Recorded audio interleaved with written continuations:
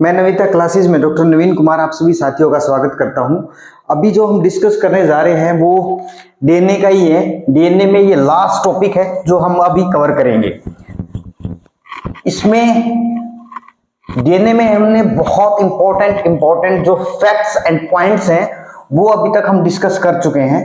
अब इंपॉर्टेंट और क्या रहता है वो देखिए। इसमें पहला पॉइंट क्या है, जो आपका डीएनए है उसमें टाइप ऑफ आरएनए पे डिस्कशन करेंगे।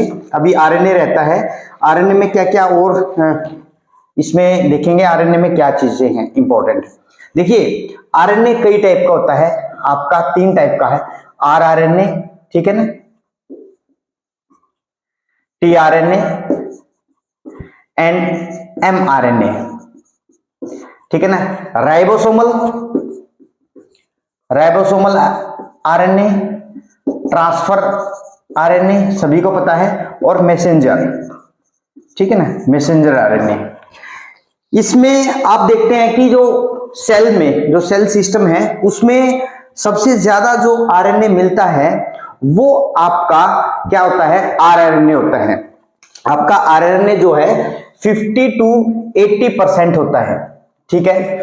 उसके बाद जो टीआरएनए है वो 5 to 10% होता है सेल में, ठीक है। और फिर जो आपका एमआरएनए है वो 1 to 5%, ठीक है ना। इस तरीके से अगर आपसे क्वेश्चन सीरीज में पूछा जाए कि एक सीक्वेंस में लिखिए आरएनए, फिर टीआरएनए, फिर मैसेंजर आरएनए, आरटीएम की फॉर्म में होता है ये, ठीक है ना। आरआरएनए ज्यादा, फिर टीआरएनए, फिर एमआरएनए। ये भी एक एग्जाम में आया था कि कैसे हम इनकी सीक्वेंस में रखेंगे, हम इनको कैसे सीक्वेंस में रखेंगे, ये मैंने अभी आपको बताया है। और एमआरएनए की सबसे बड़ी जो एमआरएनए पे डिस्कस करने जा रहा हूं, प्रॉपर्टी क्या है। देखिए एमआरएनए कब बनता है, जब डीएनए से ट्रांसक्रिप्शन हो, ट्रांसक्रिप्शन, ठीक है, तब एमआरएनए बनता है। एमआरएनए सेल में स्टेबल, जो उसकी स्टेबिलिटी है, क्या चीजें इंपॉर्टेंट है जो स्टेबिलिटी को मेंटेन करती हैं। पहला पॉइंट क्या है, 5 प्राइम कैपिंग होती है इसकी, ठीक है। 5 प्राइम जो आपका न्यूक्लियोटाइड है उस पे 5 प्राइम पे मिथाइल ग्रुप ऐड हो जाता है, ठीक है। 5 प्राइम पे जब मिथाइल ग्रुप ऐड होगा तो उसको 5 टर्मिनल भी बोल देते हैं, इसको 5 प्राइम टर्मिनल भी बोल देते हैं। तो जो मिथाइल ग्रुप होगा वो सबसे ज्यादा जो होता है वो ग्वानाइन का होता है, जो कि 7 मिथाइल ग्वानोसिन, ठीक है ना। ग्वानोसिन की 7 पोजीशन पे मिथाइल ऐड हो जाता है। ग्वानोसिन का स्ट्रक्चर आपने ये देखा था, ठीक है ना। उसमें जो 7 पोजीशन है कौन सी थी, ये 7 पोजीशन है, ये 8 पोजीशन थी। यहां पे नाइट्रोजन है, यहां पे नाइट्रोजन है, यहां पे क्या होता है, मिथाइल ग्रुप ऐड हो जाता है। तो ये कैपिंग में हेल्प करता है, और कैपिंग करता है, जब एमआरएनए कैपिंग हो जाती है तो उसकी स्टेबिलिटी मेंटेन रहती है। और कैपिंग जो होती है उसका फंक्शन क्या होता है, कैपिंग देखिए आपका एमआरएनए कहां बना, न्यूक्लियस में बना, एमआरएनए आपका न्यूक्लियस में बना, और न्यूक्लियस से जब आपका एमआरएनए इसमें साइटोसोल में आएगा, अगर कैपिंग नहीं है तो डिग्रेडेशन हो जाएगा, वहीं पे उसका डिग्रेडेशन हो जाएगा। इसलिए ट्रांसपोर्ट में ये हेल्प करता है, क्या, कैपिंग सबसे इंपॉर्टेंट, स्टेबिलिटी मेंटेन करता है इसकी, एमआरएनए की स्टेबिलिटी। 2 चीजें इंपॉर्टेंट है इसमें, transport, nucleus to cytosol and stability. Second जो पॉइंट है एमआरएनए का वो क्या करता है, आपको पता है एमआरएनए की 3 प्राइम जो टर्मिनल है वहां पे पॉली ए टेल ऐड होती है। पॉली ए टेल मतलब बहुत सारे एडेनिन ऐड हो जाते हैं। अब इन दोनों का फंक्शन में इंपॉर्टेंट आ जाता है, 5 prime capping and poly A tail का फंक्शन क्या है, इन दोनों का फंक्शन क्या है। देखिए ये क्या करते हैं, स्टेबिलिटी तो करते ही करते हैं, साथ में ट्रांसपोर्ट करते हैं। और पॉली ए टेल जो है, जब ये पॉली ए टेल में एक तरह से अगर आपको आप पॉली यू दे दें, पॉली यू, ठीक है ना, पॉली यू यूरेसिल दे दें, ठीक है ना, एक तरह से पॉली यू किसका, प्राइमर का काम करता है उस एमआरएनए को क्या करने में, एमआरएनए टू सीडीएनए बनाने में, ठीक है ना, आपको सीडीएनए बनाना है। तो कंप्लीमेंट्री डीएनए आपको बनाना है तो पोली यू जो होता है वो अगर आप एक कंपोनेंट दे देंगे रिएक्शन में तो आपका सीडीएनए प्रिपेयर हो जाएगा। जो सीडीएनए प्रिपेयर होगा, नाउ सीडीएनए, इस सीडीएनए की हेल्प से हम सीडीएनए लाइब्रेरी भी बना सकते हैं। लाइब्रेरी, ठीक है ना। देखिए लाइब्रेरी दो टाइप की होती है, एक सीडीएनए लाइब्रेरी, एक होता है जीनोमिक लाइब्रेरी, ठीक है। इस पे भी मैं बहुत, जब टेक्निक पे बात करूंगा मैं इन दोनों पे बहुत अच्छे खासे पॉइंट बताऊंगा आपको जो एग्जामिनेशन पॉइंट ऑफ व्यू से बहुत इंपॉर्टेंट हैं, ठीक है। उसके बाद हम बात करते हैं टीआरएनए की। टीआरएनए में क्या चीजें हैं जो टीआरएनए को इन सभी आरएनए से डिफरेंशिएट करता है। देखिए ये आपका टीआरएनए है, ट्रांसफर आरएनए है। इसमें सबसे इंपॉर्टेंट पॉइंट क्या है, 75 to 93 न्यूक्लियोटाइड का ये टीआरएनए होता है, ठीक है। क्लोवर लीफ मॉडल होता है इसका, ठीक है ना। ये क्या है, ठीक, एक साइंटिस्ट ने नाम दिया था इसको और उन्होंने इसको डिस्कवर किया था, ठीक है। आप मुझे बताएंगे उस साइंटिस्ट का नाम क्या है, मुझे पता है उसका नाम क्या है। और इस टीआरएनए में जो ये जो टीआरएनए है ये डिफरेंशिएट करता है। सेल के अंदर लगभग 20 टीआरएनए होते हैं, आपको पता है 20 टीआरएनए हैं, तो सेल के अंदर लगभग 20 अमीनो एसिड भी होते हैं। इस टीआरएनए के ऊपर अमीनो एसिड की क्या हो जाती है, चार्जिंग हो जाती है और फिर वो ट्रांसलेशन में हेल्प करती है। तभी तो आपकी एक प्रोटीन तैयार होगा। जब टीआरएनए पे एक अमीनो एसिड चार्ज करेगा तो आपका प्रोटीन की फॉर्मेशन में हेल्प करेगा। इंपॉर्टेंट पॉइंट क्या है एग्जामिनेशन पॉइंट ऑफ व्यू से, टीआरएनए के अंदर 4 ऐसी आप देखें आर्म होती हैं, 4 आर्म्स ऐसी होती हैं जो बहुत एग्जाम में पूछा गया है। पहली आती है एक्सेप्टर आर्म, एक्सेप्टर आर्म। दूसरी है आपकी एंटीकोडोन, जहां पे एंटीकोडोन लगे होते हैं और जो आपका एमआरएनए, ये एमआरएनए है 5 प्राइम टू 3 प्राइम, यहां पे क्या है टीआरएनए अटैच होता है। टीआरएनए के ऊपर एंटीकोडोन होते हैं और एमआरएनए पे कोडोन होते हैं, ये एमआरएनए पे कोडोन है। इनसे ये पेयरिंग करता है, पेयरिंग करके यहां पे ये जो एक्सेप्टर आर्म है, एक्सेप्टर आर्म, यहां पे एक सीक्वेंस, रिजर्व्ड सीक्वेंस है, कंजर्व्ड सीक्वेंस है जो कभी चेंज नहीं होती, कंजर्व्ड सीक्वेंस है। उस सीक्वेंस का भी एग्जाम में काफी बार पूछा गया है, वो सीक्वेंस आपकी CCA, ठीक है। ये सीक्वेंस आपकी CCA है, इसको याद रखना है, that is 5 prime to 3 prime, this sequence is 5 prime to 3 prime CCA sequence.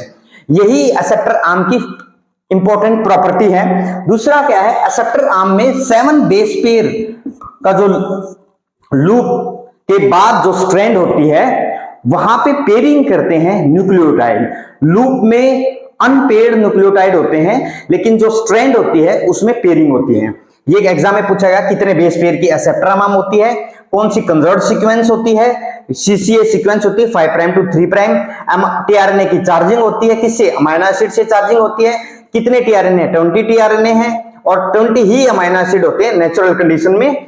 और इंपॉर्टेंट पॉइंट इसमें क्या है ये देखिए, एंटीकोडोन होते हैं टीआरएनए की, ठीक है, एंटीकोडोन। अब ये एंटीकोडोन आर्म है, इस पे मैं डिस्कशन करूंगा, ठीक है। अगर मान के चलिए ये एंटीकोडोन आर्म है, ये एक टीआरएनए है, ठीक है, 5 प्राइम टू 3 प्राइम। ये आपका क्या है 5 प्राइम टू 3 प्राइम आपका एमआरएनए है, ये एमआरएनए है, ठीक है।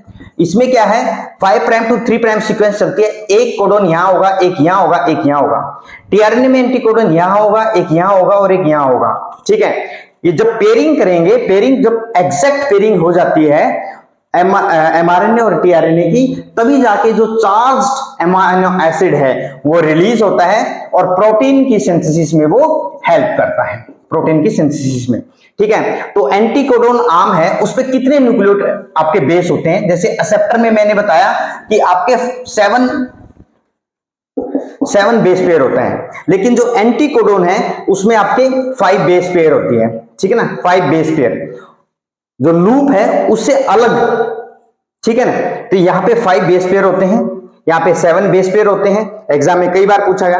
एक आर्म होती है आपकी डी आर्म, ठीक है ना, डी आर्म। डी में क्या होता है, एक लूप होता है और स्ट्रैंड होती है जिसमें 4 बेस पेयर होते हैं, ठीक है। बहुत एग्जाम में पूछा गया है, बच्चे कंफ्यूज रहते हैं, मैं डायरेक्टली टारगेट कर रहा हूं। एक जो 4th है टी साई सी आर्म होती है जिसमें आपके 5 बेस पेयर होते हैं। तो कॉमन क्या है, एंटीकोडोन और टी साई सी में 5 बेस पेयर होते हैं, याद रखना, ठीक है ना।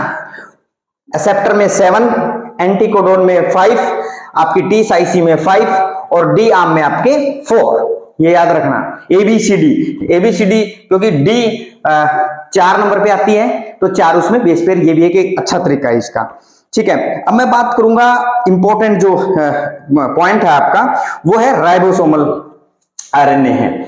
एग्जाम में पूछा गया बच्चे, मैचिंग में आ जाता है, इसको ध्यान रखना। एग्जामिनेशन पॉइंट ऑफ व्यू से एमसीक्यू में ये बहुत अच्छा कई बार क्वेश्चन इस पे आया है, आप ध्यान रखना। आरआरएनए क्या है, सबसे ज्यादा पाया जाता है सेल में 50 to 80%, ठीक है। पहली तो बात जो आरआरएनए है वो क्या है, न्यूक्लियो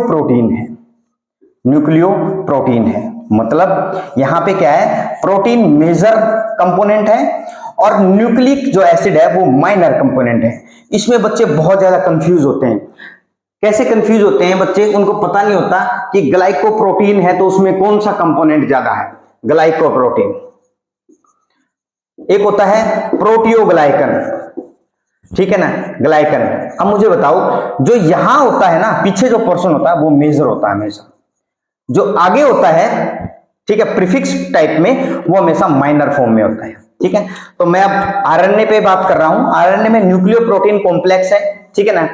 अब सबसे इंपॉर्टेंट पॉइंट क्या है, आरएनए क्या है, 2 फॉर्म में होता है, एक बड़ा बिगर साइज, एक स्मॉल साइज, ठीक है। राइबोसोम्स होते हैं, राइबोसोम्स, ठीक है ना। एक बड़ा राइबोसोम है, एक छोटा राइबोसोम है, बिगर यूनिट है, स्मॉल यूनिट है।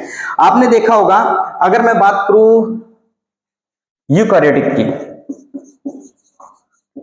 यूकारियोटिक जो ऑर्गेनिज्म है, यूकारियोटिक ऑर्गेनिज्म है, उनके अंदर क्या है, यूकारियोटा के अंदर क्या होता है, बिगर होता है 60S आरएनए और स्मॉलर होता है 40S। ये 60S है, ये 40S है, ठीक है ना। एस का मीनिंग क्या है, ये यूनिट है, स्वेदबर्ग यूनिट, ठीक है ना। जब हम आरएनए की स्पेशली राइबोसोम की क्वांटिफिकेशन करते हैं तो इस यूनिट से हम उसको चेक करते हैं थ्रू सेंट्रीफ्यूगेशन, ठीक है, ये याद रखना है इसको। अब 60 में भी इंपॉर्टेंट क्या है, 60 में 3S आरएनए होते हैं। पहला 28S आरएनए, ठीक है ना, 5S RNA and 5.8S RNA, ठीक है। ये चीजें हैं, याद रखना, ये 3 होते हैं, 28, 5S और 5.8 बिगर यूनिट में। स्मॉलर यूनिट जो होती है उसमें सिर्फ एक ही होता है, दैट इज 18S आरएनए, ठीक है। अब मैं बात करूं प्रोकैरियोटिक की। प्रोकैरियोटिक के केस में उल्टा होता है, जो राइबोसोम होते हैं वो 2 यूनिट में होते हैं, 50S एंड 30S। जो 50S यूनिट है उसमें आपके 23S आरएनए, ठीक है, और आपका 5S आरएनए। मतलब ये जो आरएनए 5S है वो क्या होता है, कॉमन होता है दोनों में। और 30S किसका बना होता है, 16S आरएनए का, ठीक है। ये चीजें आपको याद रखनी है, बहुत ही इंपॉर्टेंट पॉइंट है इसमें। तो ये आपका आरएनए का यहीं पे जो इंपॉर्टेंट जो कंसेप्ट है वो खत्म होता है। आप इन चीजों को ध्यान रखेंगे। और सबसे ज्यादा आरएनए परफॉर्म, अब आरएनए के बारे में मैं डिस्कस करता हूं। आरएनए पे कई बार क्वेश्चन पूछा गया है, क्योंकि हम डीएनए पे ज्यादा फोकस करते हैं एग्जामिनेशन पॉइंट ऑफ व्यू से, ठीक है। लेकिन कई बार हम क्या करते हैं, स्किप कर जाते हैं इंफॉर्मेशन को, कि हमें आरएनए पे भी ज्यादा ध्यान देना चाहिए, क्योंकि एग्जाम में काफी बार आरएनए पे पूछा गया है। वो क्या है, आरएनए के क्या क्या फंक्शन हो सकते हैं, ये 6 आपका लेक्चर है, पार्ट 6 है बायोमोलिक्यूल्स के डीएनए में, ठीक है। फंक्शन ऑफ आरएनए, आरएनए क्या क्या परफॉर्म कर सकता है। पहला पॉइंट क्या है, आपका जेनेटिक मटेरियल है, ये सबको पता है, जेनेटिक मटेरियल है, ठीक है ना, ठीक। दूसरा आपका मैसेंजर आरएनए का काम करता है, ठीक है। तीसरा आपका राइबोसोमल आरएनए है, ठीक है। मैसेंजर आरएनए सभी को पता है, ये स्पीशीज जो आपका specific sequence amino acid protein synthesis में हेल्प करता है। उसके बाद आपका टीआरएनए है, ठीक है। उसके बाद सबसे ज्यादा इंपॉर्टेंट जो पॉइंट है आरएनए, कई बार पूछा गया है, आरएनए एक एंजाइम का भी काम करता है। उस एंजाइम का नाम है राइबोजाइम, ठीक है, राइबोजाइम। बच्चे जो पॉइंट मैं आपको बता रहा हूं वो डायरेक्ट एकदम से टारगेट हो रहे हैं। हम टारगेटेड वे से ही इस एग्जाम की प्रिपरेशन कर सकते हैं, क्योंकि एग्जाम जो है ज्यादा टफ भी नहीं आएगा और ज्यादा इजी भी नहीं आएगा। ये भी मत समझना कि ज्यादा टफ आएगा और ज्यादा इजी आएगा, तो आपके कंसेप्ट क्लियर होने चाहिए वहां पे। ये आरएनए के कुछ इंपॉर्टेंट फंक्शन है, ठीक है। यहाँ पे हमारा आरएनए का ये जो इंपॉर्टेंट कंसेप्ट था ये फिनिश होता। नेक्स्ट हम बात करेंगे DNA as a genetic material, part 6 में DNA as a genetic material, ठीक है। हमें पता है डीएनए एक क्या है, जेनेटिक मटेरियल, लेकिन how it has been proved by the scientist कि डीएनए एक जेनेटिक मटेरियल है। सबसे बड़ा कंसेप्ट जो डीएनए की यूनिट में आता है कि डीएनए को कैसे प्रूव किया गया कि ये एक जेनेटिक मटेरियल है। देखिए, एक साइंटिस्ट थे ग्रिफिथ, 1920s के जो दशक था, डिकेड्स में उन्होंने रिसर्च की थी 1928 में, ठीक है। उन्होंने देखा कि जो आपका जेनेटिक मटेरियल है वो किस वे में हो सकता है कि ये जेनेटिक मटेरियल डीएनए है भी या नहीं भी है। जब वो इस पे डिस्कवरी कर रहे थे, उन्होंने क्या किया, न्यूमोकोकस जो आपका वायरस होता है, न्यूमोकोकल वायरुलेंस टाइप का होता है ये, तो उसमें देखा कि क्या ये किस तरीके से ट्रांसफर हो रहा है, क्या इसमें इंपॉर्टेंट जो कोट प्रोटीन है या कैप्सूल है वो किस तरीके का है, क्या ये जब ट्रांसफॉर्मेशन करता है, क्या प्रोटीन एक जेनेटिक मटेरियल है या एक कोई और चीज जेनेटिक मटेरियल है। तब तक उसको पता नहीं था कि डीएनए ही यहाँ पे एक जेनेटिक मटेरियल है। काफी लोगों के अंदर ये उस टाइम पे एक वो थी कि ये सोच रहे थे कि प्रोटीन भी एक तरीके का जेनेटिक मटेरियल हो सकता है। तो उस टाइम पे उन्होंने क्या किया, न्यूमोकोकस के ऊपर रिसर्च की। ये आपका बैक्टीरियल वायरुलेंस स्ट्रेन है, उसमें क्या है, ये डिजीज कॉजिंग है। दो टाइप का आपका न्यूमोकोकस का क्या है, स्ट्रेन है, ठीक है, न्यूमोकोकस का स्ट्रेन है। एक आपका क्या है, इंपॉर्टेंट पॉइंट, रफ टाइप है, ठीक है, एक आपका स्मूथ टाइप है।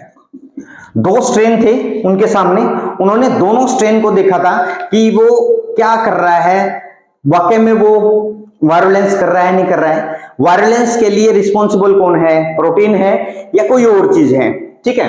यहाँ पे जो रफ स्ट्रेन है वो एवायरुलेंट है, ठीक है ना, बैक्टीरियल स्ट्रेन है वायरुलेंट, एवायरुलेंट है यहाँ पे रफ, और जो स्मूथ है वो क्या है आपका वायरुलेंट है। अब ये कैसे उन्होंने चेक किया कि ये वायरुलेंट है या नॉन वायरुलेंट है। अब इन्होंने मोस्टली जो रिसर्च की वो आपका जो माइस था उस पे काम किया, माइस पे, ठीक है। माइस में देखा कि तीन हम वो लेते हैं पॉइंट, 3 या 4 पॉइंट लेंगे। देखिए, पहला पॉइंट, अगर रफ स्ट्रेन है तो अगर वो माउस को दे रहा है, now the mouse is not showing any type of कि वो इन्फेक्टेड है, वो जिंदा है, वो मरा नहीं था, दैट इज लाइव, मीन्स वो जो माउस था वो क्या था, लाइव था यहां पे, ठीक है। उसके बाद क्या हुआ, वो सरवाइव किया। फिर एक जो दूसरा स्ट्रेन था वो था एस स्ट्रेन में देखा, जैसे ही उन्होंने ये एस स्ट्रेन दिया माउस को, उसके अंदर क्या हुआ, ये जो माउस था वो डेड हो गया, डाई, ठीक है। देन फाइनली अब जब दोनों के दोनों लाइव हैं, ये भी लाइव स्ट्रेन है और ये भी लाइव स्ट्रेन है, ठीक है, दोनों के दोनों लाइव हैं, तब देखा कि इससे जो माउस पे कोई फर्क नहीं है, वो इन्फेक्टेड नहीं हुआ और वो स्टिल लाइव है।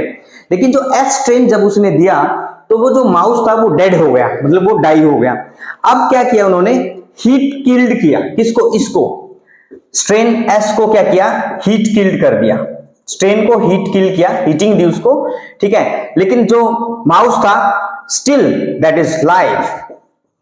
इसका मतलब वहां पे कुछ न कुछ था, कि ये जैसे ही हम हीट किल्ड कर रहे हैं लेकिन वो सरवाइव कर रहा है। जब इन्होंने इन दोनों को मिक्स किया, किसको, स्ट्रेन एस को और स्ट्रेन आर को, इसको इसने क्या किया, हीट किल्ड किया, यहां पे भी हीट किल्ड किया, ठीक है। लेकिन ये नॉर्मल था, इसकी हीट किलिंग नहीं की इन्होंने, ये ऐसे ही ऐसे था जैसे कि यहां पे लिया गया था, ठीक है, लाइव था। जब इन दोनों को मिक्स किया, स्ट्रेन एस हीट किल्ड ये स्ट्रेन एस है और आपका नॉर्मल जो आर स्ट्रेन है, तब देखा जो आपका माउस था वो क्या हुआ, डाई, डेथ हो गई यहां पे, ठीक है।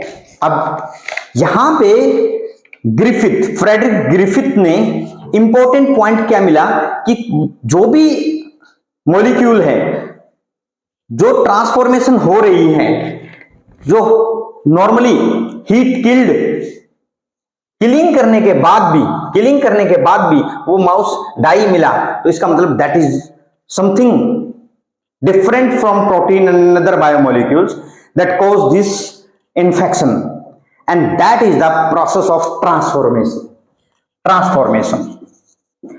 ये एक्सपेरिमेंट बहुत बड़ा है, बच्चे पता नहीं किस तरीके से देखते हैं, लेकिन एग्जाम में ऐसे ही आएगा, ये याद रखना, मैं एग्जामिनेशन पॉइंट ऑफ व्यू। अब ये यहां पे इसके बाद ट्रांसफॉर्मेशन प्रिंसिपल के बाद अब 3 साइंटिस्ट आते हैं 1944 में। 3 साइंटिस्ट देखते हैं कि जो ग्रिफिथ का एक्सपेरिमेंट है उसको कैरी फॉरवर्ड करते हैं। जब उन्होंने उसको कैरी फॉरवर्ड किया तब देखा कि जो हीट किलिंग के बाद भी अगर माउस डाई हो रहा है तो that is something that cause this infection and that is the DNA. उन्होंने कैसे उस चीज को देखा कि वो डीएनए उसमें ट्रांसफॉर्म हो रहा है। जब तीनों का लिया, फर्स्ट में लिया उन्होंने 3 साइंटिस्ट, वो कौन कौन से थे वो देखते हैं पहले। आपका एवेरी, मैक्लॉयड एंड मैकार्टी, ये 3 साइंटिस्ट है, ये भी पूछा सकता, एवेरी, मैक्लॉयड एंड मैकार्टी, ठीक है ना। ये 3 साइंटिस्ट थे जिन्होंने ये देखा कि ट्रांसफॉर्मेशन जो हुआ है वो किस कारण हुआ है और ट्रांसफॉर्मेशन के पीछे क्या है, क्या प्रोटीन है या कोई अदर मॉलिक्यूल है। जब उन्होंने टाइप इसको लिया तो there is no transformation. Simple strain R को लिया तो नो ट्रांसफॉर्मेशन, ठीक है। जब इन्होंने लाइव एस को लिया, ठीक है ना, लाइव एस को लिया तो उन्होंने देखा कि ट्रांसफॉर्मेशन कैसे, लाइव एस को आपका इसके साथ कंबाइन किया, यहां से इन्होंने क्या किया, डीएनए को एक्सट्रैक्ट कर लिया, ठीक है ना, डीएनए एक्सट्रैक्ट किया और प्लस में आपका जो स्ट्रेन ये है आर है, इसको मिक्स किया, आर स्ट्रेन सेल को मिक्स किया, तब देखा कि ट्रांसफॉर्मेशन हो रहा है, ठीक है, ट्रांसफॉर्मेशन हो रहा है। तो definitely the DNA is responsible for this infection. जो सेकंड एक्सपेरिमेंट था एवेरी का, मैक्लॉयड का और मैकार्टी का, वो क्या था, उन्होंने क्या किया, इन तीसरे एक्सपेरिमेंट में सेम आर स्ट्रेन, ठीक है ना, प्लस एस स्ट्रेन का डीएनए एक्सट्रैक्ट किया उन्होंने, ठीक है, डीएनए दोनों को मिक्स किया, इसकी सेल से ये एक्सट्रैक्ट करने के बाद उन्होंने डीएनए की ट्रीटमेंट दे दी। जब डीएनए की ट्रीटमेंट दी तो there is no transformation,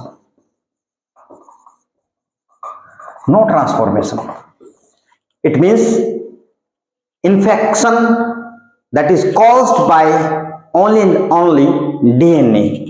third experiment में क्या किया उन्होंने, तो यहां पे जब नो ट्रांसफॉर्मेशन, थर्ड में क्या किया, डीएनए को हटा दिया और यहां पे दिया आरएनए ट्रीटमेंट। फोर्थ एक्सपेरिमेंट में RNA still there is a transformation, फिर से ट्रांसफॉर्मेशन हुई।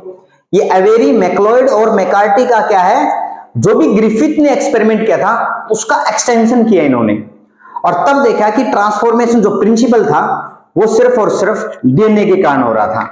अब जो थर्ड पॉइंट था, आरएनए को हटा दिया उन्होंने, क्योंकि देखो सारी चीज, कोई भी एक्सपेरिमेंट जब हम प्रूव करते हैं तो हमें सारे जितने भी पॉइंट्स हैं वो रखने होते हैं वहां पे। थर्ड में क्या किया, इसी स्ट्रेन पे, फिफ्थ पॉइंट में, फिफ्थ जो एक्सपेरिमेंट था उनका, उसमें क्या किया इन्होंने, प्रोटीनेज दे दिया, ठीक है, जब प्रोटीएज देंगे देयर इज ट्रांसफॉर्मेशन। प्रोटीएज का भी कोई फर्क नहीं पड़ रहा है तो फिर भी ट्रांसफॉर्मेशन हो रहा है। इसका मतलब प्रोटीन तो नहीं है ट्रांसफॉर्मेशन के लिए, वो definitely DNA is responsible for the infection to that mice. तो वो प्रूव हुआ कि DNA is only the genetic material that is transformed from one generation to second और third and another further generation. तो this is the experiment of McAvery, MacLeod and McCarty. ये 5 experiment थे इनके। अब हम बात करते हैं इसको फर्दर प्रूव करने के लिए जो थर्ड पॉइंट पे एक्सपेरिमेंट आता है। आपने भी पढ़ा है बीएससी 12th बीएससी एमएससी में। देखिए इसी तरीके से आएगा, जो मैंने पॉइंट बना के लिखे हैं, थ्योरी नहीं आएगी वहां पे, आपको ये एक्सपेरिमेंट देखने हैं किस तरीके से। जो थर्ड साइंटिस्ट हैं, 2 साइंटिस्ट थे, हर्शे एंड चेस, ये 2 साइंटिस्ट थे। इन्होंने क्या किया, ये डिफरेंशिएट करना चाहते थे कि प्रोटीन तो नहीं है कहीं जो ट्रांसफॉर्मेशन कर रहा है, वो प्रूव चेक करना चाहते थे। अवेरी, मैक्लॉयड और मैककार्टी का जो एक्सपेरिमेंट था, अगर प्रोटीन नहीं है तो क्या वो डीएनए है? हमें पता है प्रोटीन में क्या होता है, सल्फर होता है। अमाइनो एसिड किस अमाइनो एसिड में होता है? मिथ्योनिन में, ठीक है। अब यहां से हमें पता लगेगा कि वो किस तरीके से मिथ्योनिन और सल्फर, आपका जो सल्फर है वो सिस्टीन में भी, ठीक है।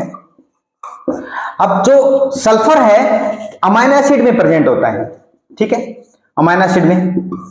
और जो फॉस्फेट है ग्रुप है वो किस में होता है? आपके डीएनए में होता है। ऑब्वियस सी बात है, फॉस्फेट एस्टर बॉन्ड बनता है।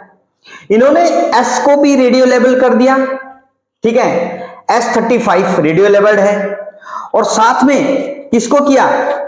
फॉस्फेट को भी रेडियो लेबल कर दिया, दैट इज P32। अब इन्होंने 2 रेडियो लेबलिंग के साथ काम किया, S35 and P32, S35 and P32, ठीक है, 2 रेडियो लेबल लिए। अब देखिए किस तरीके से ये वर्क करते हैं। इन्होंने 2 ऑर्गेनिज्म पे काम किया। एक फाज होता है, आपको पता है, बैक्टीरिया है। फाज क्या है? बैक्टीरिया का वायरस है, ये इस पे अटैक करता है। जब बैक्टीरिया पे अटैक करता है तो अपना जो कोट प्रोटीन है वो अटैचमेंट करता है। कोट प्रोटीन से ये यहां पे इसके सरफेस पे अटैचमेंट करता है। अटैचमेंट करता है तो प्रोटीन यहां पे अवेलेबल है सेल के सरफेस पे, और इसके कोट प्रोटीन में भी क्या है? प्रोटीन है, अमीनो एसिड है। यहां पे इसने लेबल किया S35 को, ठीक है। सेकेंड एक्सपेरिमेंट में क्या देखा, जो आपका फाज है, जो बैक्टीरिया को क्या करता है? इन्फेक्ट करता है, फाज, उसका जो डीएनए था, ये डीएनए उसका, उसको रेडियो लेबल किया फॉस्फेट 32 से, P32 से। यहां पे देखा, जब उसको सेंट्रीफ्यूज किया, सेंट्रीफ्यूज करने के बाद ये पता लगाया, जब आपस में ये इन्फेक्ट हो चुका था, ट्रांसफर हो चुका था material from phage to bacteria, centrifuge करने के बाद ये देखा कि यहां पे प्रोटीन में, अगर देखा जाए प्रोटीन में और डीएनए में क्या डिफरेंस मिला है। यहां पे जो आपका रेडियो एक्टिविटी है वो आपकी प्रोटीन में है और फाज के कोट प्रोटीन में है, कोट प्रोटीन में है। यहां पे नहीं आई है, यहां पे very few activity, radio activity, ठीक है। लेकिन जब इन्फेक्ट किया फाज ने और अपना जेनेटिक मटेरियल ट्रांसफर किया, ठीक है, बैक्टीरिया की जेनेटिक मटेरियल में वो इंटीग्रेट किया, देन उसको सेंट्रीफ्यूज करके चेक किया, जो P32 है वो जेनेटिक मटेरियल में पाया गया, and that activity was very high, radio activity was very high. That means for the transformation protein is not responsible, DNA is responsible for the transformation in one organism to another from FOS to DNA. That is the Hershey-Chase experiment. ठीक है, अब यही experiment है, आप इसको कितनी भी तरीके से घुमा फिरा के कितना भी बड़ा बना लो, आपको एग्जामिनेशन पॉइंट ऑफ व्यू से समझना है।